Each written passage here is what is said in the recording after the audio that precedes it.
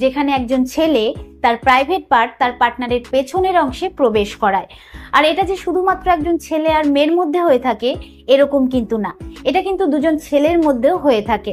আর এটা কিছু মানুষের কাছে আনন্দ পাওয়ার একটা মাধ্যম, আবার অনেকের কাছে অস্বস্তির একটা জিনিস, কারণ যদি এটা ঠিকঠাকভাবে না করা হয় তাহলে কিন্তু বড় ক্ষতি হওয়ার সম্ভাবনা থাকে। তো নর্মাল যে সহবাস রয়েছে, যেটা মেয়েদের সামনের অংশে করা হয়, সেখানকার যে টিস্যুগুলো রয়েছে সেগুলো কিন্তু খুব স্ট্রং হয়, যার কারণে করার সময় সেরকম কোনো প্রবলেম হয় না। বাট মেয়েদের যে পেছনের অংশটা রয়েছে, যেখান থেকে মলত্যাগ করা হয়, সেটা এমন একটা রাস্তা যেটা কিনা তৈরি নরম পেশি ও সেন্সিটিভ নার্ভ দিয়ে, এবং সেখানকার যে টিস্যুগুলো রয়েছে সেগুলো কিন্তু খুবই পাতলা হয়, তাই সহজেই সেটা ফেটে যাওয়ার সম্ভাবনা থাকে। আর ছেলেদের পেছনের অংশে প্রোস্টেট গ্রন্থি থাকে, যেটাকে ছেলেদের জি স্পট বলা হয়। তো আপনি এটা জেনে অবাক হয়ে যাবেন যে 2006 সালে একটা স্টাডিতে দেখা গেছে যে প্রোস্টেটে চাপ পড়ার কারণে মাথায় একই ধরনের উত্তেজনা তৈরি হয়, যেটা কিনা মেয়েদের জি স্পটের উত্তেজনার সমান।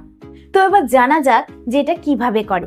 দেখুন, যখন পেছনে করবেন তখন কিন্তু কখনোই জোরে জোরে করবেন না, আস্তে আস্তে করবেন, কারণ মেয়েদের যে সামনের অংশটা রয়েছে তার ভেতরে অনেকটাই জায়গা থাকে এবং সেটা রবার বা এলাস্টিকের মতন হয়, যার ফলে তার ভিতরে কিছু প্রবেশ করালে সেটা তার মতনই শেপ নিয়ে নেয়।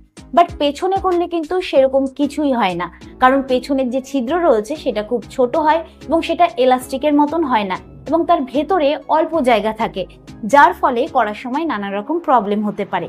তাই যখনই পেছনে করবেন একটানা না করে থেমে থেমে করুন এবং মাঝখানে মাঝখানে ফোর প্লে করুন, যাতে আপনার পার্টনার সেটা এনজয় করতে পারে।